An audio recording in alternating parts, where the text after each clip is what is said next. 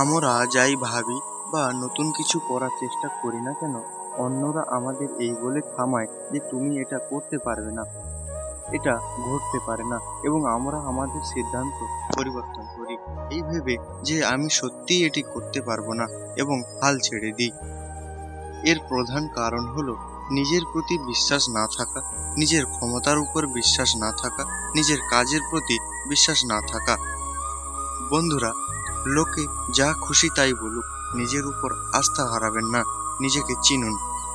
আমাদের জীবনেও অনেক মানুষ আছে যারা আমাদের পরিশ্রমের চেয়ে আমাদের পরাজয় দেখতে পছন্দ করে। এই ধরনের লোকেদের শনাক্ত করা খুব কঠিন নয়। তারা সেই লোক যারা তোমাকে প্রতিনিয়ত উপহাস করে। এই ধরনের লোকেরা সবসময় তোমাকে নিরুৎসাহিত করবে, তাই নিজেকে সবসময় এই ধরনের লোকেদের থেকে দূরে রাখো। আর এই ধরনের লোকগুলো হলো আপনাদের আমাদের চারিপাশে ঘোরা কারুর বন্ধু, কারুর প্রতিবেশী বা কারুর আত্মীয় স্বজন।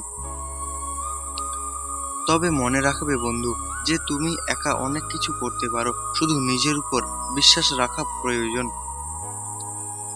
একদিন আমাদের প্রত্যেকের জীবন শেষ হয়ে যাবে, কিন্তু পরিবারের প্রতি আমাদের দায়িত্ব কখনোই শেষ হবে না।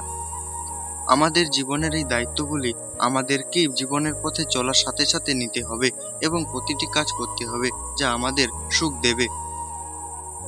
আমাদের জীবন অমূল্য, কেউ তোমার জীবনে মূল্য দিতে পারবে না। তুমি নিজে যা ভাবো তাই করো। অন্যের নেতিবাচক মন্তব্য দ্বারা নিজের অবমূল্যায়ন কখনো করো না। তাই বন্ধুরা, প্রতিটি মানুষের জীবনে সুযোগ পরিপূর্ণ, কিছু সহজ আবার কিছু কঠিন, কিন্তু একবার সুযোগ মিস করলে সেই সুযোগ আর পাবে না। তাই সর্বদা প্রথম সুযোগটি গ্রহণ করার চেষ্টা করো। জীবনে কখনো আশা ছেড়ো না, একদিন ঠিক তুমি লক্ষ্য অর্জন করবে। আমরা যা চাই তা কখনো আমরা পাবো তা কে জানি না, তবে এই জীবনে কঠোর পরিশ্রম করে আমরা সবকিছু অর্জন করতে পারি। বন্ধুরা, আমি আপনাদেরকে আর শেষ তিনটি কথা বলতে চাই। এক, আমরা অন্যদের যাই কথা বলি সেগুলি মানুষের উপর প্রভাব ফেলে, তাই সবসময় ইতিবাচক কথা বলুন। 2, লোকেরা যাই বলুক না কেন, নিজের উপর পূর্ণ বিশ্বাস রাখুন এবং ইতিবাচকভাবে চিন্তা করুন।